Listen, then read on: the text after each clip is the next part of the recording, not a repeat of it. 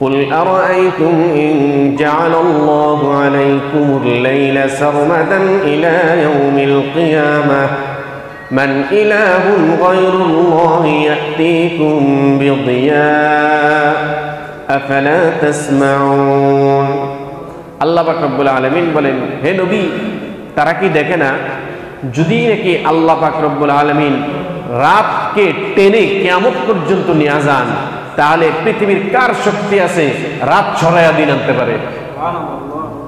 আবার কুল আরাআইতুম ইন জাআলাল্লাহু আলাইকুমুন নাহারা সারমাদান ইলা ইয়াউমিল কিয়ামাহ, আল্লাহ যদি দিনকে টেনে কিয়ামত পর্যন্ত নিয়ে যান, এখন থেকে শুধু দিনই থাকবে আর রাত আসবে না, তাহলে কার শক্তি আছে এই দিনকে রাত বানাইতে পারে?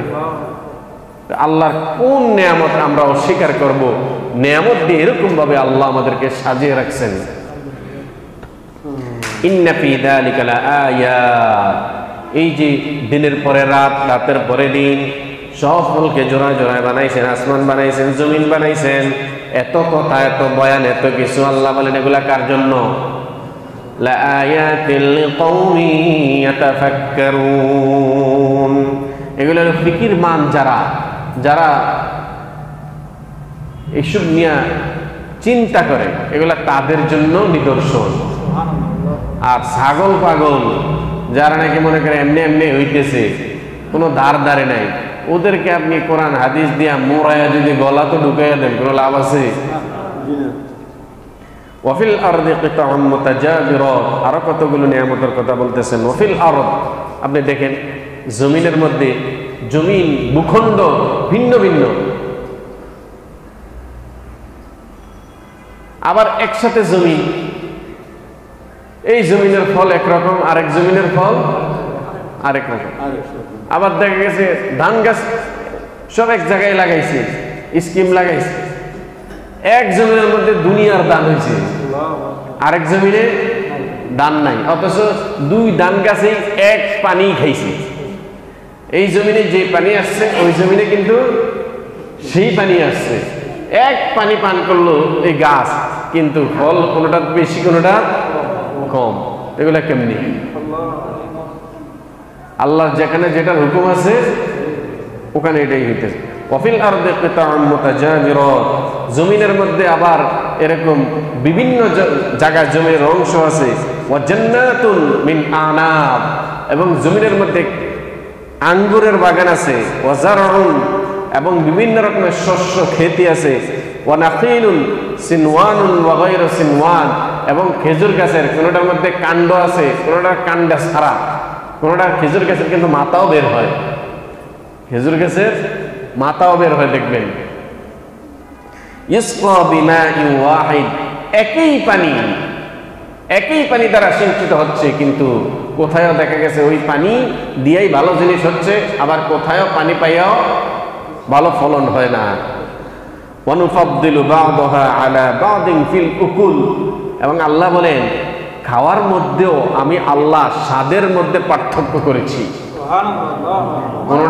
কোনোটা বেশি স্বাদ, কোনোটা কম স্বাদ। আমরা তো মনে করি আরে এটা এরকম গাছ, আমরা কোন চিন্তা করছি এই গাছের থেকে এত ফল, এটা চুকা কেন? আল্লাহ বলেন আরে এটা তো চুকা না। অনুফাদ্দিলু বা'দাহা আলা বা'দিন ফিল উকুল, খাওয়ার মধ্যেই তো আমি আল্লাহ স্বাদের মধ্যে একটার উপর আরেকটাকে শ্রেষ্ঠত্ব দিয়েছি। তো স্বাদ তো হইবি, রামবুটান কি স্বাদ, 1200-1400 টাকা কেজি, দেখেন। অনুফাদ্দিলু বা'দাহা আলা বা'দিন ফিল উকুল ইন্না ফি যালিকা লাআয়াত, কোনটা বেশি স্বাদ কোনটা কম স্বাদ, গাছরে বকাবকি করে লাভ নাই। ইন্না ফি যালিকা লাআয়াত, এগুলা বুদ্ধিমানদের জন্য, এগুলা আমার আল্লাহর অস্তিত্বের নিদর্শন। সুবহানাল্লাহ। ওয়া ইন তা'জাব ফা'জাবুন কওলুহুম, হে নবী আপনি তো আশ্চর্য হইছেন ওদের কথা শুনে। কার কথা শুনে? কাফের বেঈমান, এই যে বিভিন্ন রকমের বাহানা ধরে। আল্লাহ বলেন ওয়া ইন তা'জাব ফা'জাবুন, নবী হে আপনি তো তাদের কথা শুনে আশ্চর্য হয়েছেন, তবে আরো আশ্চর্যের কথা হইল কোনটা জানেন? ফা'জাবুন কওলুহুম, তাদের আরো আশ্চর্য ব্যাপার হইল তাদের আরো আশ্চর্য কথা হলো আইজা কুন্না তুরাবা, ওরা বলে আইজা কুন্না তুরাবা, আরে আমরা যখন মাটি হয়ে যাব, ইন্না লাফি খালকিন জাদীদ, আমগো বলে আবার নতুন করে বানাইব। ও আল্লাহ বলেন নবী হে, ওদের আরো আশ্চর্য কথা হলো এটা, ওরা বলতেছে যে আমরা যখন মারা যাওয়ার পর মাটি হয়ে যাব, মাটি হয়ে যাওয়াকে আর ওরা অস্বীকার করে না, কারণ ওদের বাপ দাদা তো মাটি হয়েছে, এটা তো চাক্ষুষ, ওরা দেখতেছে, এই জন্য এটাকে অস্বীকার করে না। অস্বীকার এখন কোনটা করতেছে, যেটা দেখে না, এই জন্যই তো বেঈমান। বলে যে আরে মাটি হয়ে যাইতেছি, 14 গোষ্ঠী মাটি হয়ে গেছে, তো এই মাটি হওয়ার পর আমরা নাকি আইন্না লাফি খালকিন জাদীদ, নতুন করে আমরা নাকি আবার সৃষ্টি করবে। আল্লাহ বলেন ওরা কত বড় বেকুব, আসমানের মতো এত লক্ষ লক্ষ কোটি কোটি টন আমি আল্লাহ ক্ষুধাবিহীন ঝুলে রাখতে পারি। আমি আল্লাহ একই জমিনের মধ্যে বিভিন্ন রকমের ফল সৃষ্টি করতে পারি, তো আমি আল্লাহ বুঝি তোমরা আবার সৃষ্টি করতে পারবো না। যে কত বড় বেকুব নবী, তাদের এই কথা তো আরো আশ্চর্য। এত কিছু বয়ান করলাম, এগুলাতে আল্লাহর শক্তি সম্পর্কে তো কিছু হলো ধারণা হয়েছে।